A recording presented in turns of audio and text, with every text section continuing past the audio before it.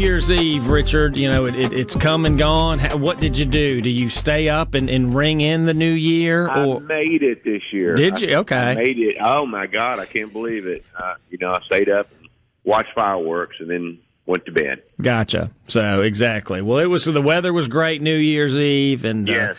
So it was amazing. But, yeah, it was good. So we had a bunch of friends and over to the house, had a magician. So shout out to Dorian, the magician, who came and performed at our house and did an amazing act. And then we shot fireworks with the kids who were over and had a big time. So, that's kind of cool. It was. Cool. It was fun. Really cool. He's really good. So his third time we've sixth birthday, and she will actually turn 13 this weekend. So it's hard to believe that I am getting old. So, it makes you think, as you know, you've got 4 daughters, and I have a son and 2 daughters, but time just goes by so quickly with your kids that I just literally... It shocks me. I think about it, Richard. When she was born, I was in the final phases of my training in January of 2009, getting ready to head to Bagram Air Base in Afghanistan. And now she's halfway through 7th grade and just rock and rolling. So, definitely life passes by quickly. Everyone says the older you get, it seems like time goes by more quickly. And boy, that's really, that, huh? They do say that, Perez. I've heard that. It is very true. It's crazy. But, now, Perez is ageless. There's no way that it goes by fast for him. You're ageless, man. I could tell you how old my oldest 2 kids are, and that would scare you to death. Yeah, but you look the same, Perez, today than you did 10 years ago. You you don't look any different. You really don't. Have you seen the photo back at the house in the closet? Well, you keep it in the closet for a reason. So, it's the New Year. So, New Year's resolutions. Are you a resolution guy, Richard? And if so, do you have any? I didn't do any this year. Some years I do it. I just didn't do one this year. Did y'all do any? I did. There's a couple. I want to get in shape, better shape. Certainly want to get back in the routine of Why don't you just give me the money that you're going to give the gym membership? It's shocking. You know what? The gym membership is only $15 a month, Perez. So I'll take $15 a month. I'll just give you the check $180 right now for the whole year. Just write me a check. We know that $15 a month is going to go to nothing. That's right. So. Hey, but you might as well give it to me. That's right. And I can buy some new shoes or a new racket at some point. You can restore that photo in the closet, Perez, as well. No, the photo is going fast. But, so I am going to get in better shape. And I love to read. I'm the only one in my family who likes to read, but I want to take more time to read because I got a number of books as birthday and Christmas presents last month. So I want to sit down and take the time to read those books because I think that's important to keep your mind, young and fresh, for sure. But how about Perez? You got any new resolutions? Yeah, I have resolved to never make another resolution because, unlike some people, I'm already trying to stay in shape. So.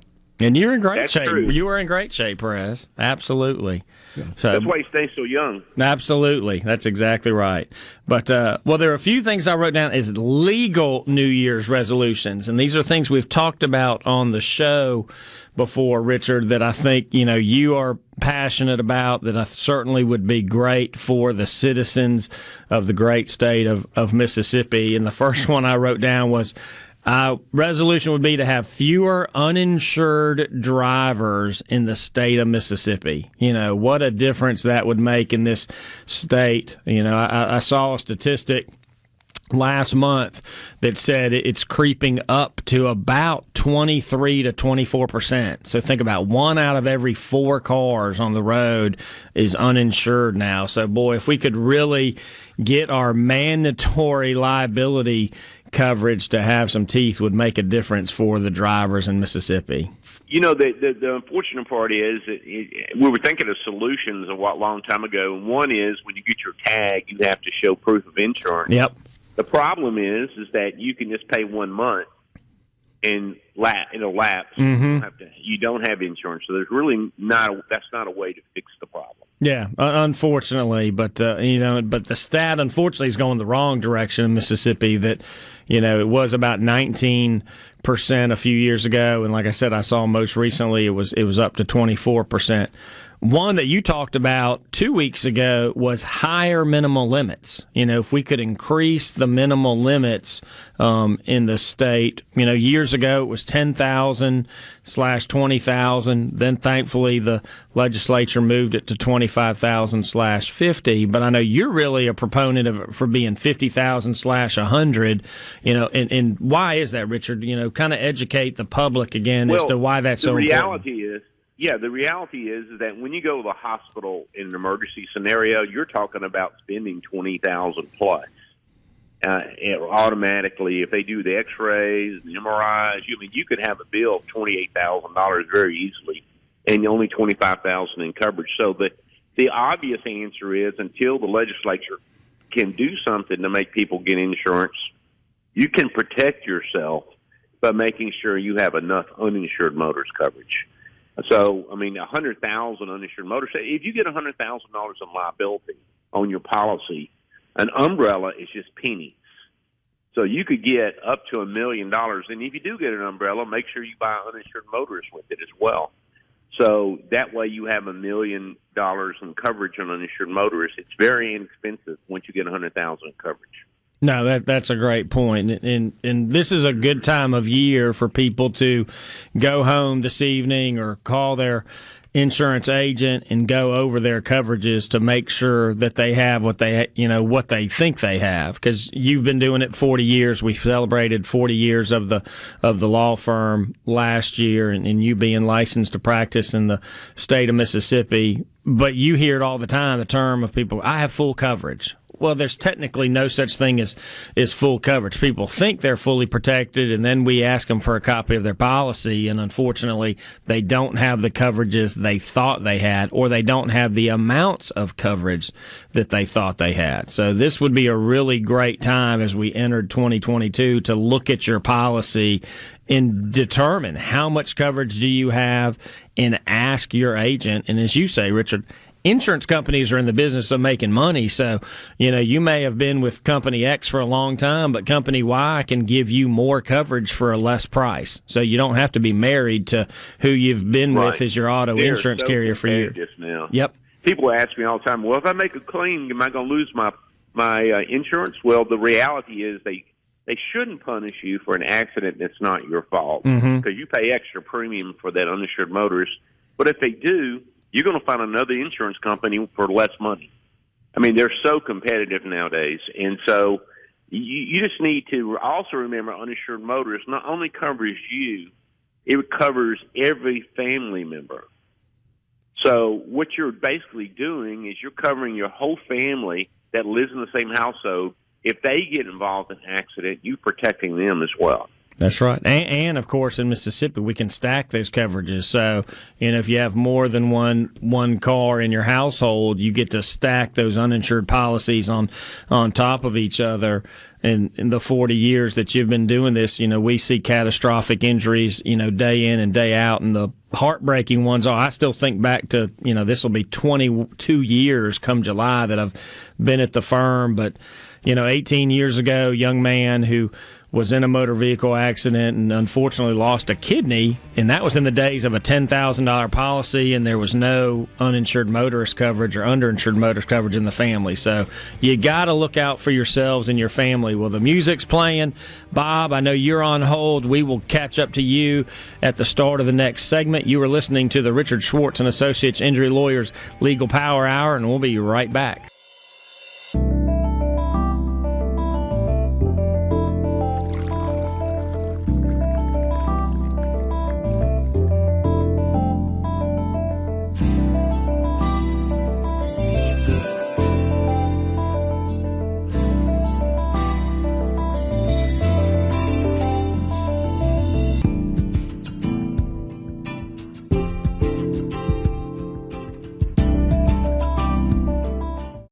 I'm LeGrand Elliott. I'm Cindy Ayers Elliott. And we have a brand new show called Ag and Culture. We'll be discussing all things agriculture. But more specifically, how it affects farmers and ranchers of color with national and local guests. And of course, we're talking culture, food, wine, health, politics, education, and so much more. Join us for informative and fun conversation with guests from all over the country. It's a fresh new show, Ag and Culture, every Tuesday morning at 9 a.m. Central, 10 a.m. on the East, and 7 a.m. on the West. Watch us on our YouTube channel, MS Footprint Farms. And on WeBelieve.global.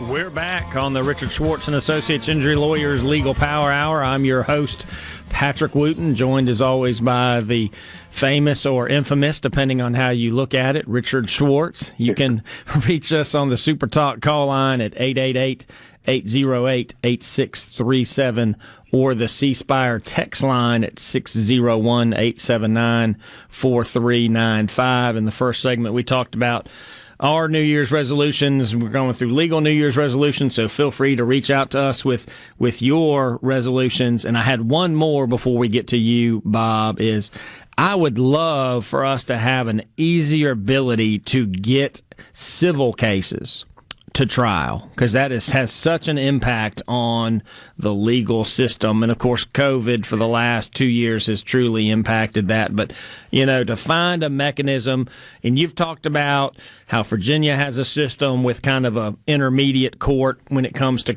auto accident claims or personal injury claims, does a fast track cases, which would be great because our county courts and circuit courts are just slammed because of all the other type of cases they're handling. But I think, and I can tell you, our lieutenant governor is looking at that very heavily, and that may come out of legislation. We hope so, because that will also move the criminal docket, which is the most important. You don't want to have a criminal on the street for 3 years before he even goes to trial. So these smaller cases are what is clogging up the system, and I think they're trying to come up with a solution on it. Yeah, which would be great, because that, like you said, the civil impacts the criminal impacts the civil, and then it's all tied together. And so anything we can do to certainly help move all types of cases through the legal system, more expeditiously is a win for everybody. I mean, it's a win for, the whole system in general, which is great. But, Bob is on the phone. We always enjoy talking to you, Bob. So happy New Year, and how can we help you this morning?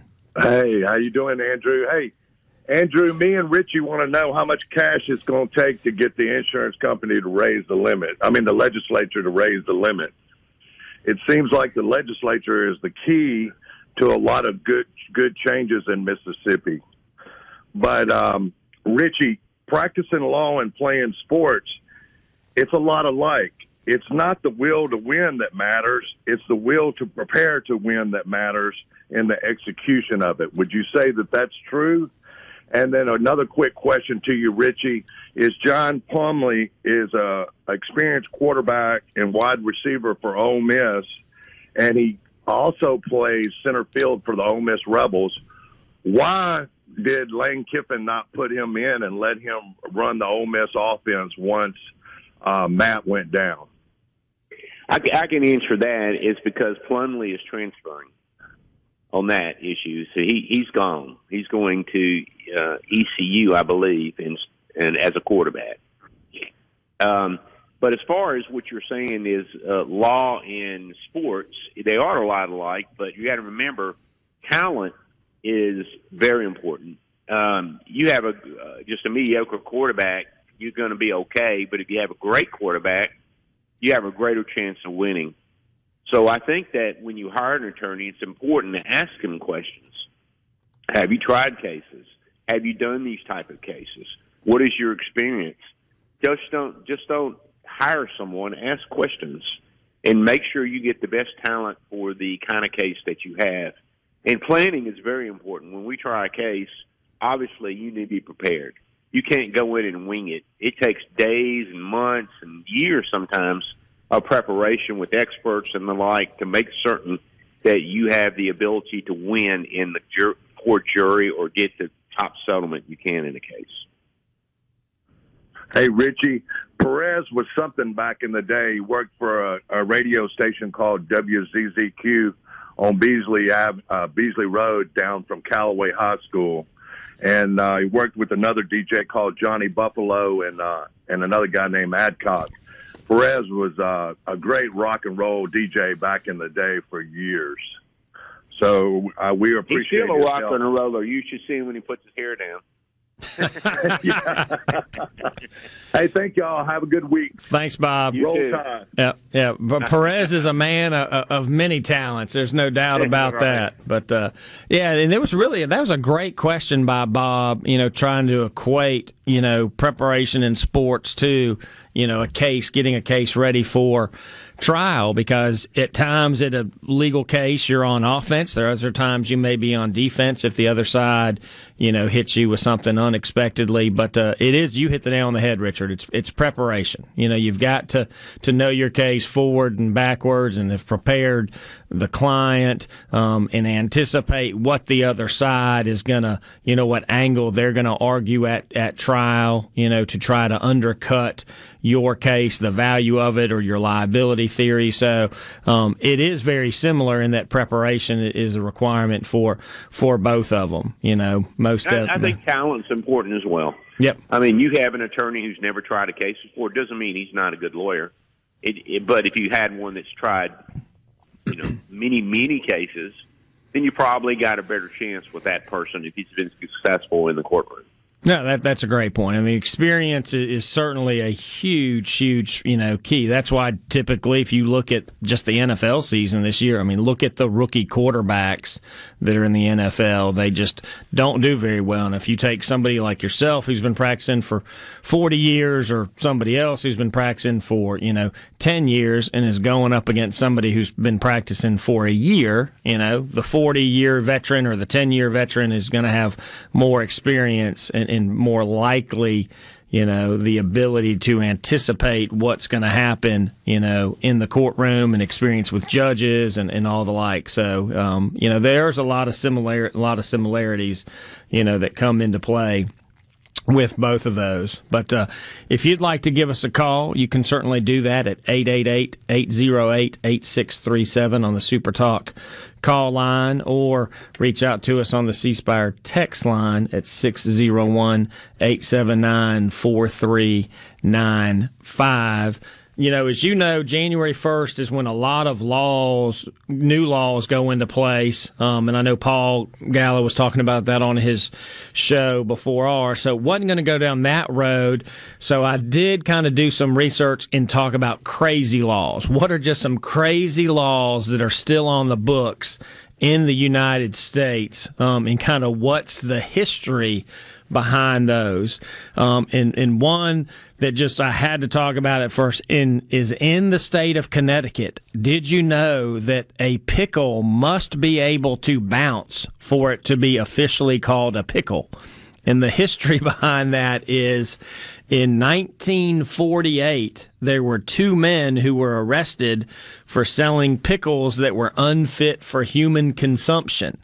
And, government officials, in trying to determine how do we know if it's a good pickle or a bad pickle, figured out that if you drop it from a foot above the ground, if it bounces, it is good for human consumption. If it does not bounce, then it is not fit for human consumption. So if you go to Connecticut, drop that pickle from a foot above the ground and see if it bounces. Are we dropping this pickle in dirt, on concrete, in the mud? Where are we dropping this pickle? It does not say there, but I would assume they were dropping it on a hardened surface so that it would at least have the ability to bounce, because I don't see it bouncing in mud. The only way it wouldn't bounce if it splats.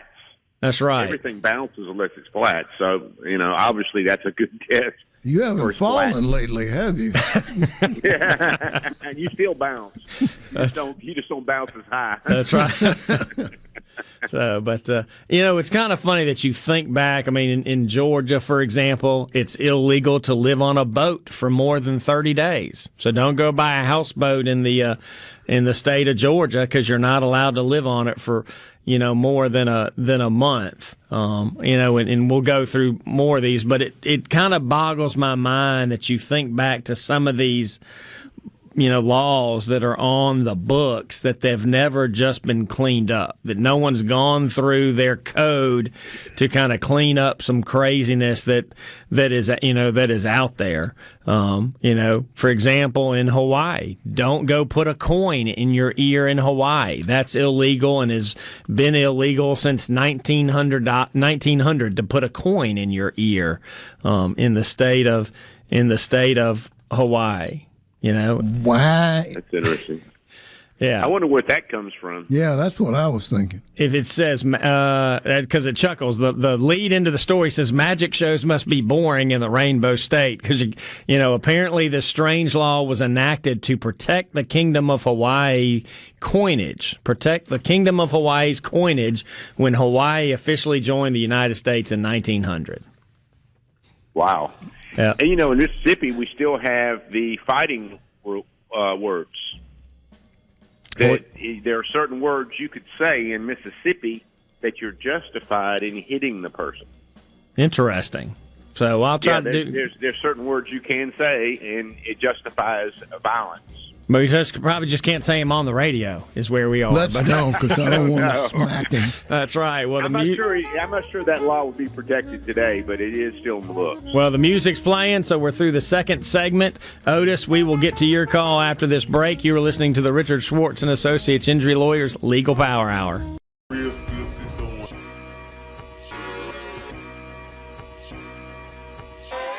Hey, Phil, the marshmallows still gonna swell up, right? We still talking about these marshmallows? We still talking about it. Come on, man. I'm not trying to hear that no more. We gonna hear about it. We not. Yeah, I don't think so. Yeah, all right. Yeah, okay. Hey, guys. Settle down. Let's save it for the show. It's about to get real. Real Steel 601.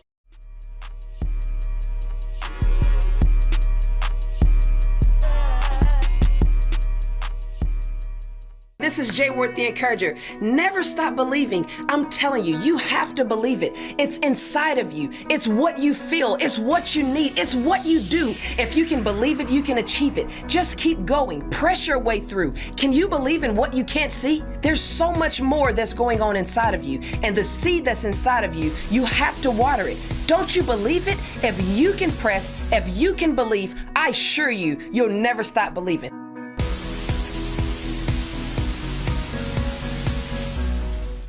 Welcome back to the Richard Schwartz and Associates Injury Lawyers Legal Power Hour. I am Patrick Wooten, joined by Richard Schwartz, as we're kind of talking about crazy laws that are still on the books. I did find this, Richard, kind of is what you were referencing. There's an 1848 law that was passed in Mississippi that prohibits using profane or vulgar language in the presence of two or more people.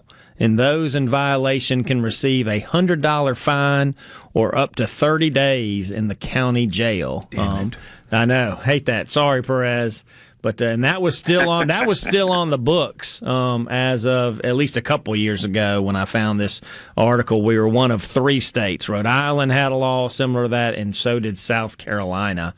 Although, as the author of the article says, those are probably not going to pass constitutional mustard if someone actually got charged with those anti-profanity laws. But you are listening to the show and can reach us on the C Spire text line at 601-879-4395 or on the Super Talk call line at 888-808-8637, which Otis has done. So good morning, Otis. Glad to have you on the show. How can we help you today? Yes, got a question for you guys.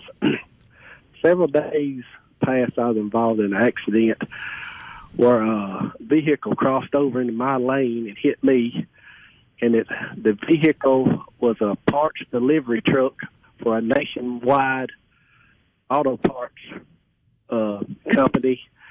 And in this guy's statement, something fell off his seat, a can of paint, and he was trying to pick it back up and come into my lane and hit me.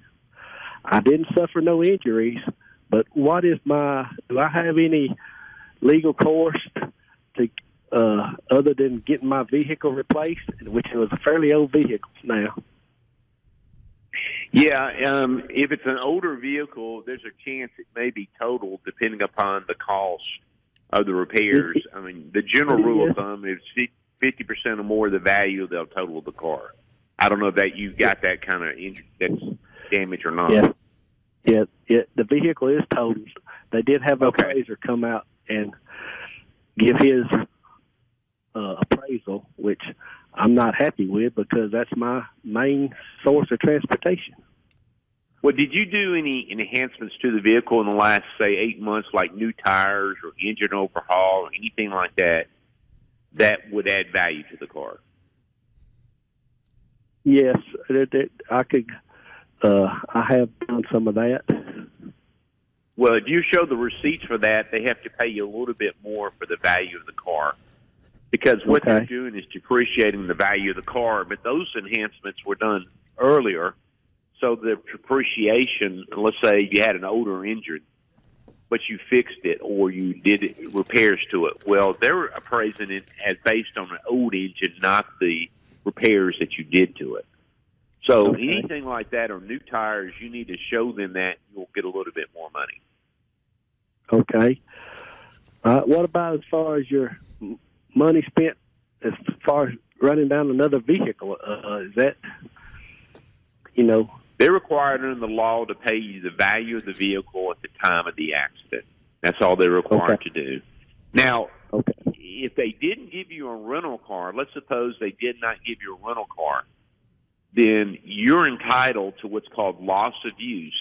That means you're entitled to be reimbursed for not being able to use your vehicle until they paid you for the value of that car.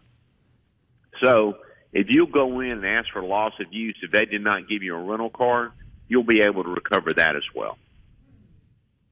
Okay. How is that loss of use? Is there a rule of thumb to follow by on it, or? Yes. The insurance companies have a deal with all the rental car companies at a major discount. So what they owe you is what they would have paid the rental car companies for those days you could not use the vehicle until they totaled it. So whatever number of days that is, you tell the insurance company you will recover for loss of use. Okay. And Otis, I can tell you, because my wife was actually rear-ended about 2 weeks ago, so we're in a rental car from the insurance company. It's about $30. I think it's $29.84 a day is what the insurance company for the person who hit my wife and daughter is paying the rental car company for the rental car she's in. So between $29 and $30 a day is what you can argue for loss of use, and you don't have to take their first offer. I can tell you my daughter-in-law was in a wreck a few months ago, and the insurance company made one offer on property damage, and then thankfully talking to my daughter-in-law and son, we were able to get another $1,000 on top of the initial offer that they made. So don't feel like you're compelled to take that initial, property damage offer that adjuster made you. You can look online, kind of find some, abilities to arguments to make to say, no, I'm going to make up numbers. You offered me $5,000, but I see online my vehicle was worth $7,500, plus you have the loss of use argument on top of that. So don't feel like you have to take what they are offering you. Right. Well, I didn't take the first offer, and they called me back and increased it. Mm-hmm. But now they're wanting to hurry up and settle with me. Yeah, they want to get, because you have two claims. I know you weren't hurt, and hopefully your body will never have any symptoms of pain and so forth. But, you've got this is the property damage claim. This is specific to your vehicle. You do potentially have a bodily injury claim if you were to have a problem that were to raise its head, within, a couple more weeks. Generally, if you, get treatment within, 3 weeks or so of the accident because your body starts having symptoms of pain and so forth, that's going to be considered by an insurance company. But, their insured clearly is at fault. Based on how you described it, their insured's in fault for the wreck, so they need to make things right with you because you're now without a vehicle. Right. And they want to move that car out of storage if they haven't done it yet because they're paying a storage fee for that wrecked vehicle in the yard. So they want to clear with you as quickly as possible. Well, this accident happened just like a half a mile from my house, Mm-hmm. and I had the vehicle towed to my house. I didn't let them take it nowhere. Okay. Okay. Well, that's an argument for you to make, is they haven't had to be paying storage. You've had it Right. at your place, so they've saved money on storage costs. So, that's an argument to make to them, saying, look, this wrecked car's been sitting in my, driveway now since the accident happened. Yeah. Yep. Okay.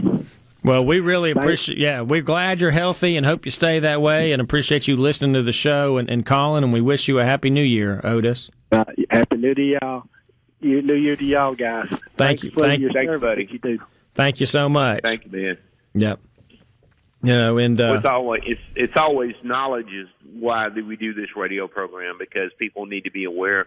I don't like them being taken advantage of by the insurance companies. That just angers me, and they will take advantage of you, because they don't represent you. They represent somebody else as a general rule, and so they're not looking out for your best interest.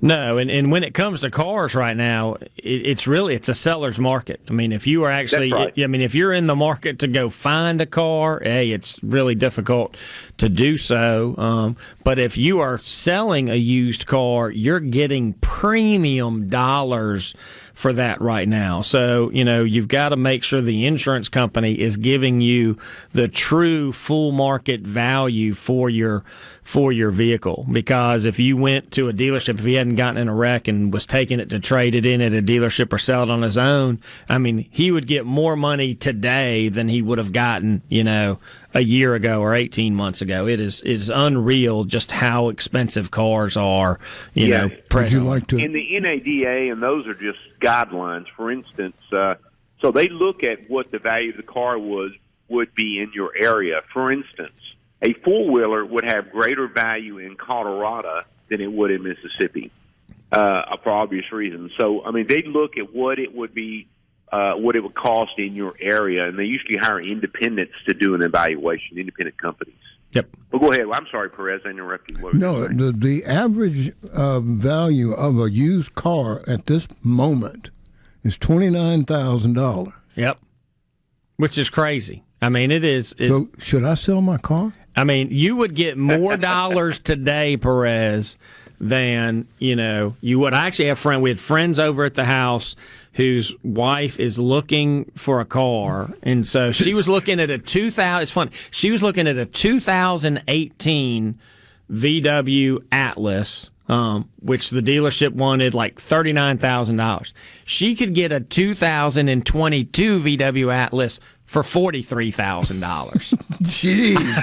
I mean, $4,000 difference in a 4-year. I mean, it's just crazy, right now, the difference in price. Huh. But maybe I ought to get a new car. Really, it's unreal. There you go. The time is right. So I think you deserve it, Perez, with that $180 I'm going to pay you for the failed gym membership. Yeah. Exactly. We'll get on that next Monday. There we go. Well, music's playing. We got one more break to get through, and then we'll be back on the Richard Schwartz and Associates Injury Lawyers Legal Power Hour. Good evening. I'm Socrates Garrett, and we're broadcasting live from right here in Jackson, Mississippi, the heart of the Deep South, right here in the African-American-owned broadcasting studio. We believe digital.com, our own platform.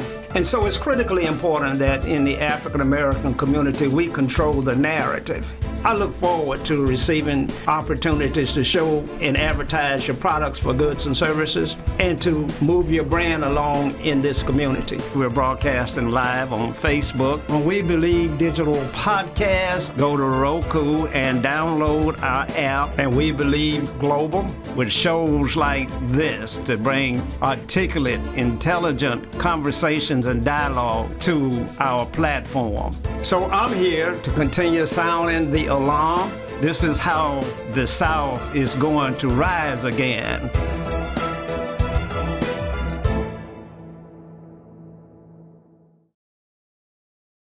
We are back on the Richard Schwartz and Associates Injury Lawyers Legal Power Hour. I am Patrick Wooten. We've got a couple texts that have come in. So all the Alabama fans, I think today must apparently be a national holiday because we've gotten a couple texts that say today is the 15th anniversary of the hiring of Nick Saban. So congratulations to the University of Alabama fans out there. And a week from today, you'll find out if he goes for another championship. And then we do have a legal question that came in on the C Spire text line, which is really interesting. So it says 6 weeks ago, my 6-year-old daughter fell off the swings during recess at the private school she attends, he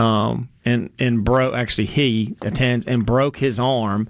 Of course, the parents have taken care of everything. You know, they took him to the hospital, they filed their insurance, but they said they've gotten a letter from the hospital asking if this involved a school. And so they're curious, is the hospital going to go after the school because they don't want to do anything to sour their relationship with that school? So what are your thoughts, Richard?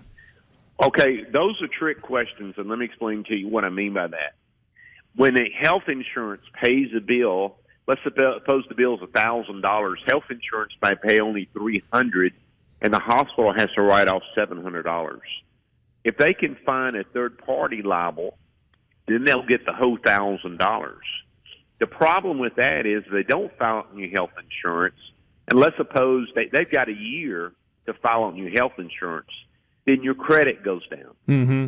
So you need to insist that it be filed on your health insurance. Do not let them try to send. In fact, when you go to a hospital, don't even mention insurance, auto insurance, or anything else, because they'll play that little game, and in the long term, it will affect your credit rating. So you need to insist that it be filed on your health insurance. Now, your health insurance may send you a letter asking you the details to determine if there's any other third-party recovery. But nonetheless, your health insurance should pay your bills.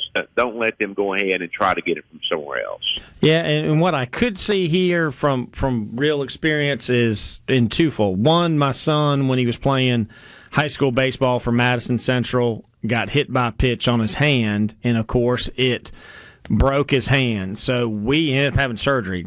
He's got a titanium plate in his hand.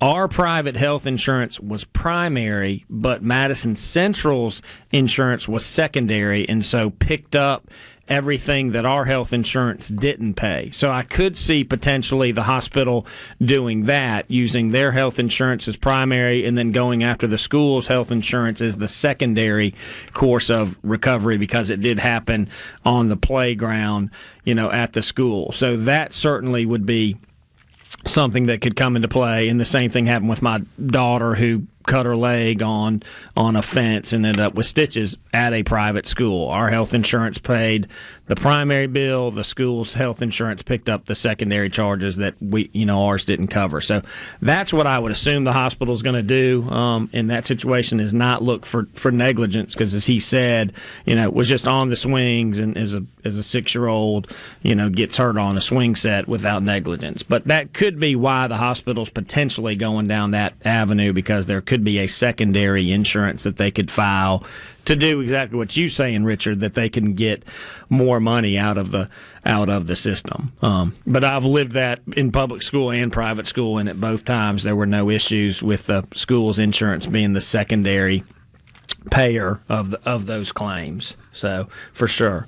Couple more states I wanted to jump out, but thank you so much for that text. We really appreciate it. And if you have any other questions, you can always give us a call at the law firm at 601-988-8888. You can ask for me, Patrick, and I'll be happy to answer those questions, since I've kind of lived that at two different times with my children as they have gone through school. But, don't move to Kentucky if you want to marry the same person 4 times. It is illegal in the state of Kentucky to marry the same man or woman more than 3 times. So you're just out of luck there. So come on, the 4th time won't be the charm. 4th time's not the charm. Your 3rd time's the charm, or you're out of luck in the state of Kentucky is how that is.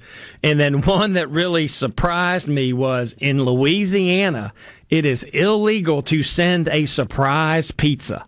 You cannot send a pizza to somebody who is not expecting to receive a pizza. That just seems completely out of, the blue for me. And then, Richard, you work out, so you're in great shape. You can't go to Maryland and wear a sleeveless shirt in a public park. You can't show those big guns you have there, Richard. You got to keep them covered up when you're out there in the public park. Concealed weapons. That's exactly right. That's right. That's right. He's got that concealed weapon permit going for sure. But you do kind of just wonder, with these states, and this is just, humor as we go through and look at these, why they just hadn't taken these crazy things off the books. But, hey, the first show of 2022 is in the books. We look forward to having a number of these each and every Monday with you from 9 to 10 on Super Talk. You can always reach us at Schwartz & Associates at 601-988-8888. We hope you go make this first week of 2022 a successful one.